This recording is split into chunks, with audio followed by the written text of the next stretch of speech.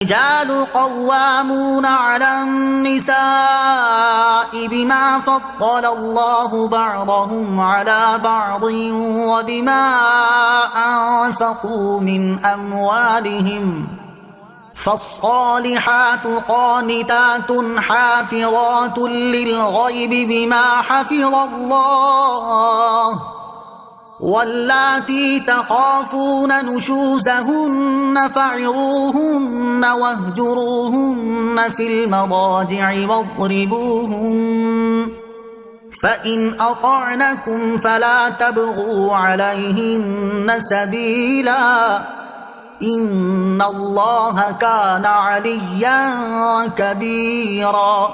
ترجمہ: مرد عورتوں پر نگہبان ہیں اس وجہ سے کہ اللہ نے ان میں ایک کو دوسرے پر فضیلت دی، اور اس وجہ سے کہ مرد عورتوں پر اپنا مال خرچ کرتے ہیں تو نیک عورتیں شوہروں کی اطاعت کرنے والی اور ان کی عدم موجودگی میں اللہ کی حفاظت و توفیق سے حفاظت کرنے والی ہوتی ہیں۔ اور جن عورتوں کی نافرمانی کا تمہیں اندیشہ ہو تو انہیں سمجھاؤ، اور نہ سمجھنے کی صورت میں ان سے اپنے بستر الگ کر لو، اور پھر نہ سمجھنے پر انہیں مارو۔ پھر اگر وہ تمہاری اطاعت کر لیں تو اب ان پر زیادتی کرنے کا راستہ تلاش نہ کرو، بے شک اللہ بہت بلند بہت بڑا ہے۔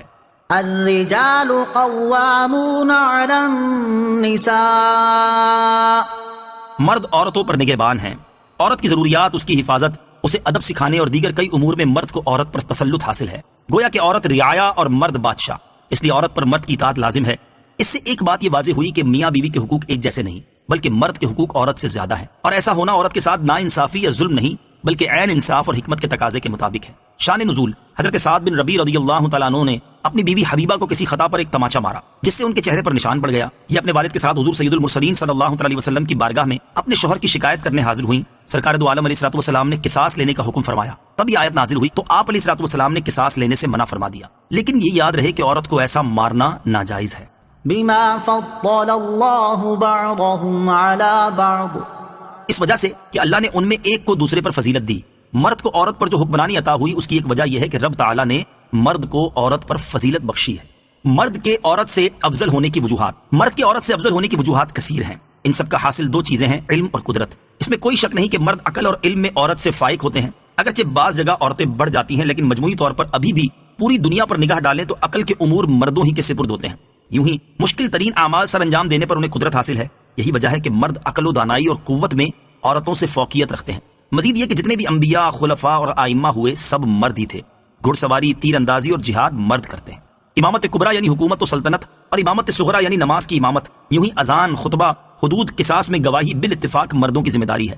نکاح، طلاق، رجوع اور بیک وقت ایک سے زائد شادیاں کرنے کا حق مرد کے پاس ہے، اور نسب مردوں ہی کی طرف منسوب ہوتے ہیں۔ یہ سب قرائن مرد کے عورت سے افضل ہونے پر دلالت کرتے ہیں۔ مردوں کی عورتوں پر حکمرانی کی دوسری وجہ یہ ہے کہ مرد عورتوں پر مہر اور نان نفقہ کی صورت میں اپنا مال خرچ کرتے ہیں، اس لیے ان پر حاکم ہے۔ خیال رہے کہ مجموعی طور پر جن سے مرد جن سے عورت سے افضل ہے، نہ کہ ہر مرد ہر عورت سے افضل۔ بعض عورتیں علم و دانائی میں کئی مردوں سے زیادہ ہیں، جیسے ام المومنین حضرت عائشہ صدیقہ رضی اللہ تعالی عنہا، ہم جیسے لاکھوں مرد ان کے نالین کی خاک کے برابر بھی نہیں۔ یوں ہی صحابیہ عورتیں غیر صحابی بڑے بڑے بزرگوں سے افضل ہیں۔ فالصالحات، نیک عورتیں۔ نیک اور پارسا عورتوں کے اوصاف بیان فرمائے جا رہے ہیں کہ جب ان کے شوہر موجود ہوں تو ان کی اطاعت کرتی اور ان کے حقوق کی ادائیگی میں مصروف رہتی، اور شوہر کی نافرمانی سے بچتی ہیں، اور جب موجود نہ ہو تو اللہ تعالیٰ کے فضل سے ان کے مال اور عزت کی حفاظت کرتی ہیں۔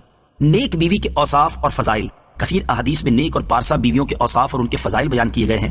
ان میں سے دو احادیث سماعت کیجیے۔ ابن ماجہ کی حدیث ہے، حضرت ابو امامہ رضی اللہ تعالی عنہ سے روایت ہے، حضور اقدس صلی اللہ تعالی علیہ وسلم نے ارشاد فرمایا، تقوی کے بعد مومن کے لیے نیک بیوی سے بہتر کوئی چیز نہیں کہ اگر وہ اسے حکم دے تو وہ اطاعت کرے، اور اگر اسے دیکھے تو خوش کر دے، اور اس پر قسم کھا بیٹھے تو قسم سچی کر دے، اور کہیں چلا جائے تو اپنے نفس اور شوہر کے مال میں بھلائی کرے۔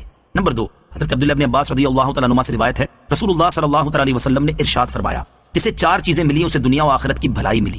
نمبر ایک، شکر گزار دل۔ نمبر دو، یاد خدا کرنے والی زبان۔ نمبر تین، مصیبت پر صبر کرنے والا بدن۔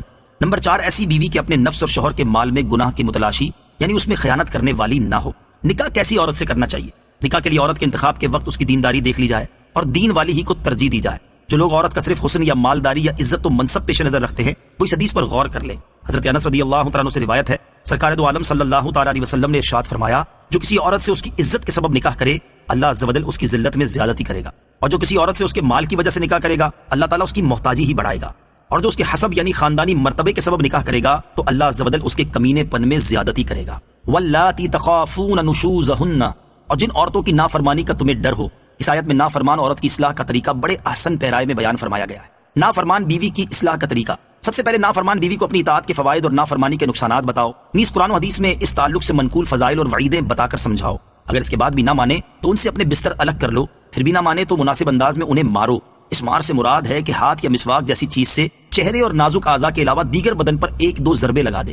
وہ مار مراد نہیں جو ہمارے ہاں جاہلوں میں رائج ہے کہ چہرے اور سارے بدن پر مارتے ہیں، مکوں، گھونسوں اور لاتوں سے پیٹتے ہیں، ڈنڈا یا جو کچھ ہاتھ میں آئے اس سے مارتے اور لہو لہان کر دیتے ہیں۔ یہ سب حرام و ناجائز، گناہ کبیرہ اور پرلے درجے کی جہالت اور کمینگی ہے۔ عورت اور مرد دونوں کو چاہیے کہ وہ ایک دوسرے کے حقوق کا لحاظ رکھیں۔ اس سلسلے میں 5 احادیث سماعت کیجیے۔ نمبر 1، حضرت عمرو بن احوص رضی اللہ تعالیٰ عنہ سے روایت ہے، حضور انور صلی اللہ تعالیٰ علیہ وسلم نے ارشاد فرمایا، میں تمہیں عورتوں کے حق میں بھلائی کی وصیت کرتا ہوں۔ وہ تمہارے پاس مقید ہیں، تم ان کی کسی چیز کے مالک نہیں ہو، البتہ یہ کہ وہ کھلم کھلا بے حیائی کی مرتکب ہوں۔ اگر وہ ایسا کریں تو انہیں بستروں میں علیحدہ چھوڑ دو، اگر نہ مانے تو ہلکی مار مارو۔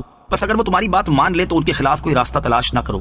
تمہارے عورتوں پر اور عورتوں کے تمہارے ذمے کچھ حقوق ہیں۔ تمہارا حق یہ ہے کہ وہ تمہارے بستروں کو تمہارے ناپسندیدہ لوگوں سے پامال نہ کرائیں اور ایسے لوگوں کو تمہارے گھروں میں نہ آنے دیں جنہیں تم ناپسند کرتے ہو۔ تمہارے ذمے ان کا حق یہ ہے کہ ان سے بھلائی کرو، عمدہ لباس اور اچھی غذا دو۔